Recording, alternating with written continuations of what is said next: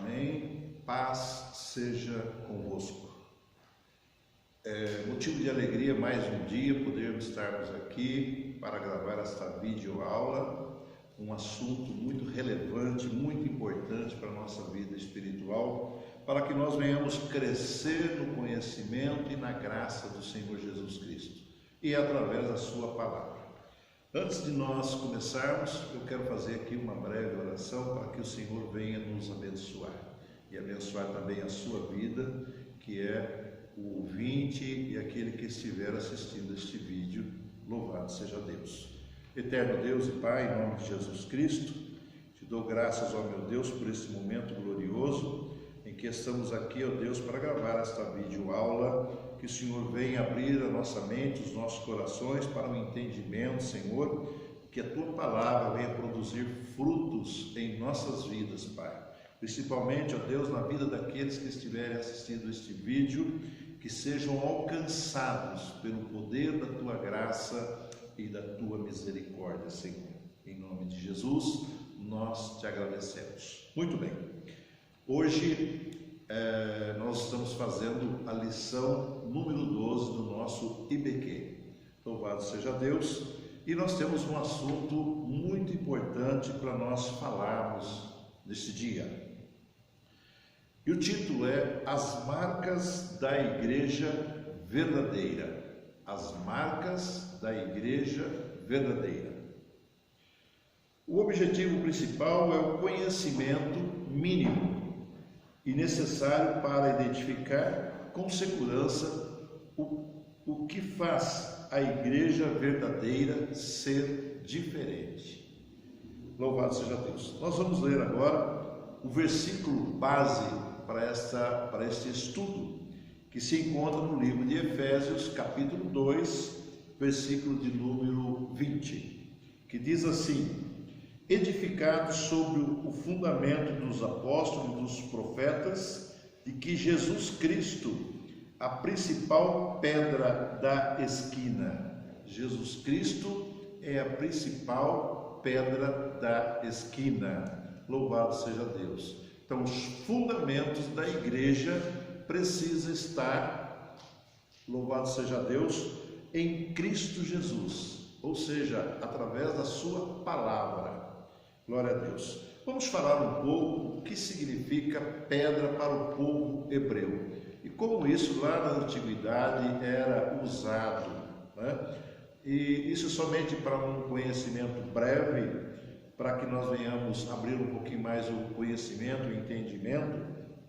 Nós vemos que no livro do Gênesis, capítulo 28, versículo 12 até o 22, nós vamos ver ali Jacó, que estava indo embora para a casa do seu tio, né, fugindo de Esaú, seu irmão, e nós vemos que ele parou para dormir, e quando ele foi se preparar para dormir, ele pegou uma pedra e fez como que um travesseiro, né, deitou sobre uma pedra, e ali ele teve sonhos, né, ele viu uma escada que descia dos céus, anjos subindo e descendo, e também ele vê o Senhor no pé daquela escada dizendo: eu sou o Deus de teus pais, né? O Deus de Abraão, o Deus de Isaac. Louvado seja Deus. E quando Jacó acordou desta visão, deste sonho maravilhoso, ele levantou ali aquela pedra que ele tinha posto por travesseiro e consagrou ali ao Senhor, dizendo: este lugar não é outro senão a casa do Senhor. E ali deu-se o nome de Betel. Louvado seja Deus. Se nós olharmos também para o livro de Samuel, 1 Samuel, capítulo 7, versículo 12, nós vamos ver também que entre Mispa e Sem, Samuel também levantou um altar de pedra ali e consagrou, e dizendo: este lugar se chamará a partir de hoje Ebenezer, que quer dizer: até aqui o Senhor nos ajudou. Que coisa linda, que coisa maravilhosa. Se nós olharmos também para o livro de Josué, capítulo 4, nós vamos ver também que o povo hebreu, quando atravessou o rio Jordão, também foi dada uma ordem pelo Senhor para que se tirasse 12 pedras de dentro do rio, ali onde estavam os pés dos sacerdotes, e que estas pedras seriam levadas do outro lado, e ali seria levantado um monumento, né, simbólico, simbolizando ali as 12 tribos, e os filhos de Israel no futuro, quando perguntassem o que significavam aquelas pedras que estavam ali por memorial, queria dizer que para os filhos de Israel dizerem: aqui o Senhor fez com que o seu povo atravessasse o Rio Jordão em terra seca, ou seja, ele afastou as águas, assim como Deus fez também quando abriu o Mar Vermelho. Então nós vemos que a pedra, ela tem uma simbologia, a pedra, ela tem assim vários benefícios, vamos dizer assim, que era utilizada nos tempos antigos, também nas construções, né? Nós vemos as construções, era usado muito as pedras, e isso faz com que a palavra de Deus, ela tem os seus primórdios, vamos dizer assim, e ela tem a sua forma de fazer a comunicação conosco, e nós vemos que ela foi escrita de 3 formas. Primeiramente, literária, que é por escrito, né? E também de forma simbologia e alegórica, usando simbologia e alegoria. Então nós vemos que tudo isso contribui para que nós tenhamos assim um entendimento ainda maior das coisas de Deus. Olhando para a palavra de Deus como o texto base desta aula de hoje, desse estudo, desse entendimento, nós temos lá Efésios 2:20, que nós lemos, né? Que edificados sobre os fundamentos dos apóstolos e dos profetas, de que Jesus Cristo é a principal pedra da esquina. Louvado seja Deus. Então isso nos faz entender algo assim glorioso, e para que nós venhamos entender e compreender a diferença, né? A igreja verdadeira, qual é a diferença que ela traz, para que nós venhamos conhecer, venhamos perceber qual é a igreja verdadeira. Que sinais traz esta igreja verdadeira das demais, né, igrejas? Existem muitas igrejas, né? Igreja A, B, C, enfim, não convém citar nomes de igreja, porque isso não convém, não é relevante nós falarmos sobre isso. Mas nós queremos aqui, através desta aula, deste estudo, fazer com que o amado ouvinte tenha um conhecimento da verdadeira igreja. E qual é o sinal que traz esta verdadeira igreja? Quais são as suas doutrinas? Qual é a sua base? Qual é o seu fundamento? Né? Então esse estudo faz com que você compreenda e olhe para a igreja que você está, ou para a igreja que você vier a conhecer, e saber identificar se ela realmente é uma igreja verdadeira. E você vai entender através desse estudo a diferença da igreja verdadeira daquela igreja que não traz os traços, né, das doutrinas de que Deus quer verdadeiramente. Primeiramente, a igreja verdadeira, ela tem os seus fundamentos em Cristo Jesus. Cristo é o fundamento dessa igreja. Ele tem que ser o fundamento. E quando nós falamos em fundamento, nós falamos da pedra angular, a pedra de esquina, que é Cristo Jesus. Essa pedra nada mais simboliza do que a palavra de Deus. Então a palavra de Deus é o símbolo, né? Nesse momento aqui nós estamos falando da palavra de Deus, Cristo como sendo os fundamentos, né? A pedra de esquina que os edificadores rejeitaram, porque as suas obras eram más, né? Louvado seja Deus. Então Cristo foi rejeitado pelos edificadores, mas nós vemos que a palavra de Deus, ela é muito clara e ela é muito, diria eu, uma palavra assim maravilhosa, porque nos traz o conhecimento, o entendimento, e a ação do Espírito Santo faz com que nós ganhamos este conhecimento e faz com que nós tenhamos mais interesse ainda quando nós começamos a meditar nesta palavra. Louvado seja Deus! Então nós vamos ver aqui, por exemplo, que Cristo, primeiro ponto, Cristo é o fundamento da igreja. Então a igreja, ela tem que trazer os seus fundamentos, a sua base na palavra de Deus, que é Cristo Jesus. Segunda marca desta igreja, que faz a diferença, são os membros dessa igreja. Os membros dessa igreja são ovelhas regeneradas. E o que é ovelha regenerada? Nós vamos olhar ponto a ponto e vamos compreender o que significa isto.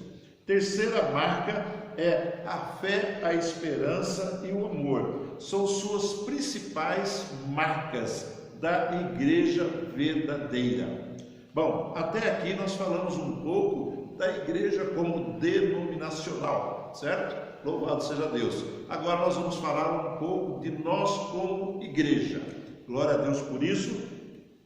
Eu gostaria também de ler aqui, para você ter assim um entendimento um pouquinho mais amplo, a palavra de 1 Pedro, né? 1 Pedro, o apóstolo São Pedro deixou escrito, e nós vemos aqui, 1 Pedro, capítulo 2, a partir do versículo de número 5, que nos diz assim: vós também, como pedras vivas, sois edificado casa espiritual e sacerdócio santo, para oferecer sacrifícios espirituais agradáveis a Deus, por Jesus Cristo. Pelo que também na Escritura se contém: eis que põe em Sião a pedra principal da esquina, eleita, preciosa, e quem nela crer não será confundido. Louvado seja Deus. Versículo 7: e assim para vós, os que credes, é preciosa, mas para os rebeldes é pedra que os edificadores reprovaram, e essa foi a principal de esquina. Louvado seja Deus. É uma pedra de tropeço e rocha de escândalo para aqueles que tropeçam na palavra, sendo desobediente para o que também foram destinados. Versículo 9: mas vós sois a geração eleita, sacerdócio real e nação santa, o povo adquirido, para que anuncieis as virtudes, para que vos chamou das trevas para a sua maravilhosa luz. Esse versículo de número 9, o apóstolo Pedro direcionou exclusivamente ao povo hebreu. Agora nós vamos ler o versículo número 10, que o apóstolo Pedro direcionou a nós, gentios, agora sendo o novo Israel de Deus, que diz assim no versículo 10 de 1 Pedro capítulo 2: vós que em outro tempo não erais povo, mas agora sois povo de Deus, que não tinhais alcançado misericórdia, mas agora alcançastes misericórdia. Louvado seja Deus. Então veja que a palavra de Deus, ela não traz confusão, a palavra de Deus é verdadeira. Louvado seja Deus. E o apóstolo São Pedro traz isso com muito ênfase para nosso entendimento. Nós, como pedras vivas, edificados, né? Louvado seja Deus, como casa espiritual, para que sejamos morada do Espírito Santo de Deus.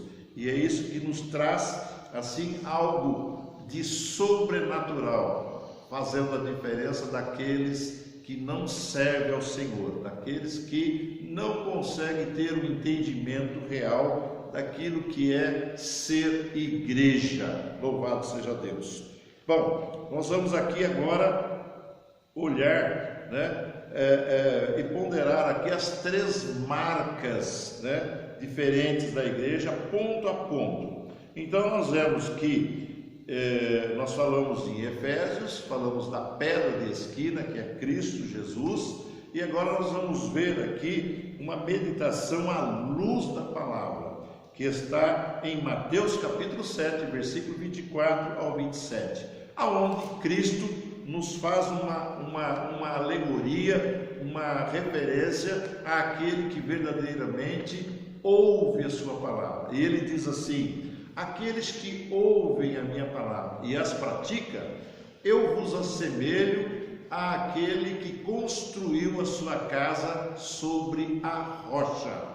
Ele fez os seus alicerces, aprofundou até a rocha e ali então ergueu, edificou a sua casa. Louvado seja Deus. Também Cristo nos alerta que aquele que ouve a sua palavra e não as pratica, ele os assemelha àquele que construiu a sua casa sobre a areia, não teve fundamentos, não edificou sobre a rocha, fez somente os alicerces superficial. E isto, quando diz a palavra de Deus que vieram os ventos fortes, a chuva, esta casa desmoronou, mas aquela que estava edificada sobre a rocha, veio os ventos fortes, veio a chuva, veio a água e ela continuou em pé. Louvado seja Deus. Isto é uma alusão à nossa vida espiritual, para que nós venhamos entender que se nós verdadeiramente estivermos com a nossa casa espiritual, a nossa vida espiritual, edificada sobre a rocha que é Jesus Cristo, ou seja, edificado sobre a palavra de Deus, né? Aqui está contido a palavra de Deus e os ensinamentos que Deus tem para cada um de nós, louvado seja. E isso é algo muito importante e relevante para as nossas vidas espiritual.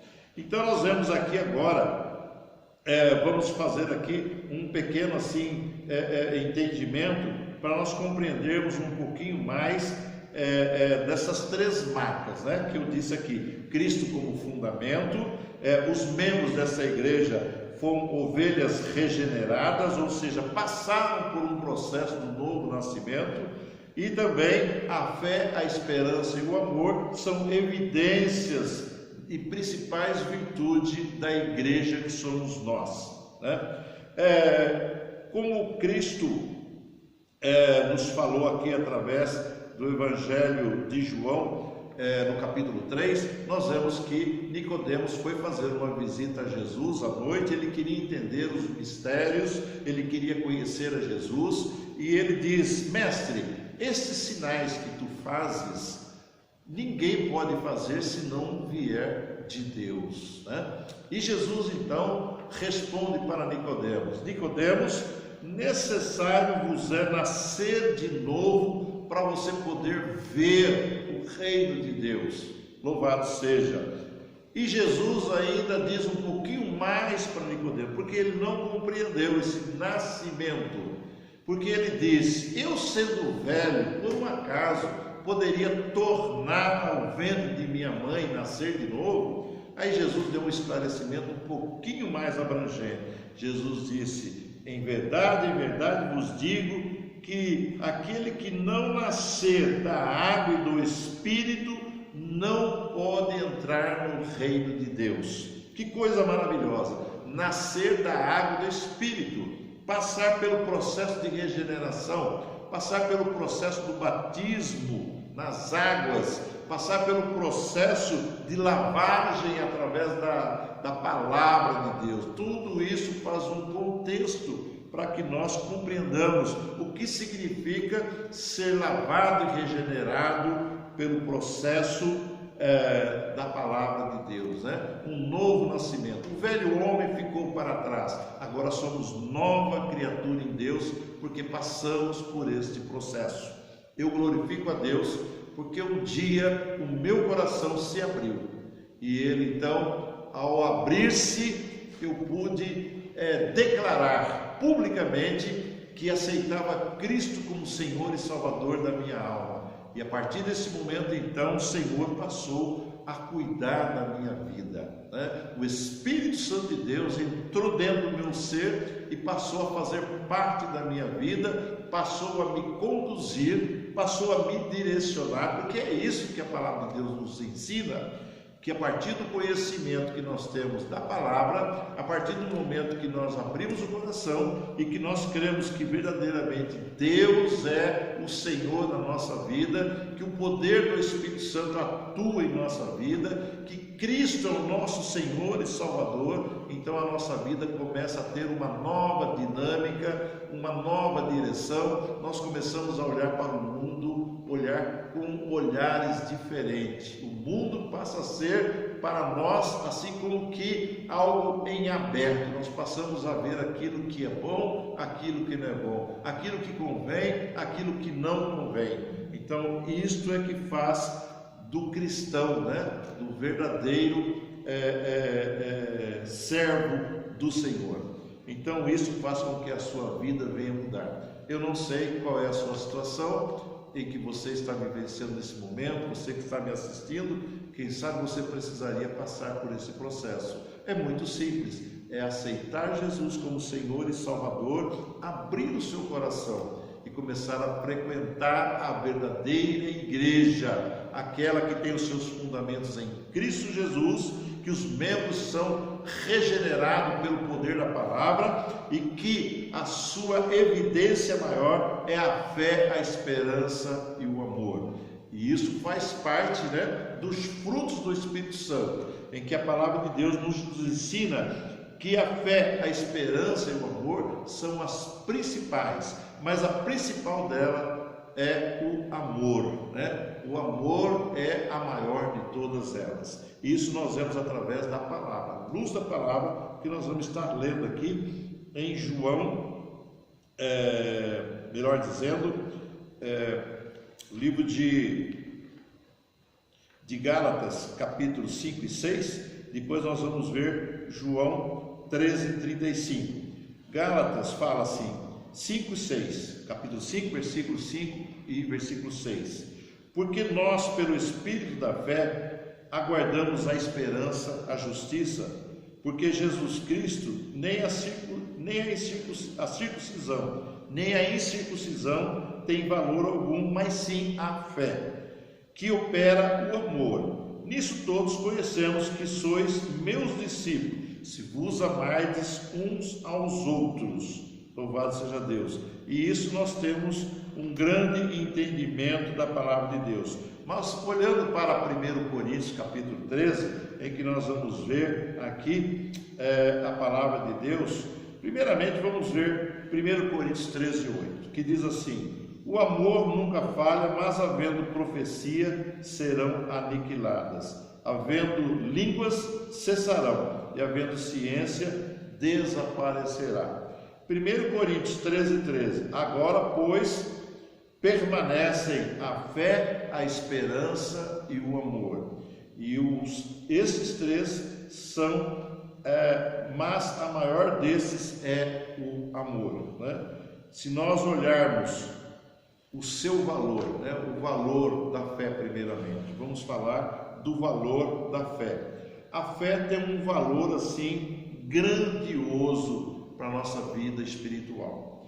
Se nós olharmos para o ouro, né, o metal precioso, ele passa pelo processo do fogo, ele é purificado, tira-se as suas impurezas, mas ele é temporal para as nossas vidas. Mas a fé, ela tem um tempo determinado ao longo da linha do tempo. A esperança é a mesma coisa, ela tem um tempo determinado na linha do tempo. O que quer dizer isso? Quer dizer que quando nós estivermos na glória, nós não precisaremos ter mais fé e nem esperança, porque a fé e a esperança, lá na glória não há necessidade, porque ali teremos tudo, mas o principal é o amor, e o amor é eterno, o amor é por toda a eternidade. Louvado seja Deus. Então este amor que é derramado por Deus e pelo Espírito Santo em nosso coração, a partir do momento que nós aceitamos Cristo como nosso Senhor e Salvador, e nós passamos a ter uma vida de entrega total. O velho homem ficou lá para trás, o velho homem morreu, agora é nova criatura. E é isso que eu desejo para a sua vida, ser uma nova criatura. Louvado seja Deus. Vamos falar um pouquinho aqui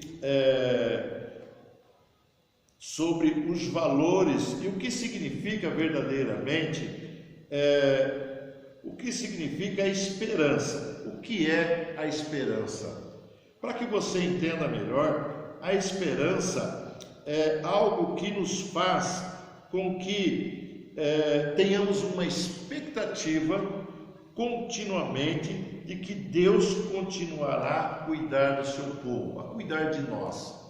A esperança que nós temos nós cristãos, que Deus vai cuidar de nós, né? Que Ele cuidará de nós, que Ele cuida de nós e será por toda a eternidade. E a fé? A fé também é algo que faz com que nós tenhamos a esperança da salvação, da vida eterna. Então, fé é que nos traz a esperança de salvação e vida eterna. Louvado seja Deus. Que essas são temporais. A fé e a esperança, novamente dizendo, são temporais. Lá na glória não há necessidade de termos fé nem esperança, porque lá nós já estaremos com Deus para toda a eternidade. Só o amor é que permanece em nossas vidas. E isto é algo maravilhoso. Louvado seja Deus. Conclusão. Essas marcas mostram como a Igreja do Senhor Jesus Cristo, que ao mesmo tempo nos serve de referência para a nossa caminhada cristã como igreja. Se por um lado e por meio dela detectarmos que não é igreja, o que não é igreja, por outro lado podemos saber o quanto estamos perto ou longe do ideal de Deus para nós. A fé, a esperança são as suas principais virtudes e Cristo é a nossa base, né? A palavra de Deus é a nossa base, é a nossa estrutura. É através dela que nós ganhamos todo conhecimento e saber, esperança e fé. Tudo se faz nesse contexto. Louvado seja Deus. A fé, a esperança e o amor e Cristo como fundamento. João 8,32 diz: conhecereis a verdade e a verdade vos libertará. Também João 8,32 diz: eu sou o caminho, a verdade e a vida, e ninguém vai ao Pai senão por mim. São palavras de Cristo. Deus abençoe a sua vida. Eterno Deus e Pai, nós te agradecemos por este momento, por esta meditação na tua palavra. São as marcas da igreja verdadeira. Que Deus abençoe.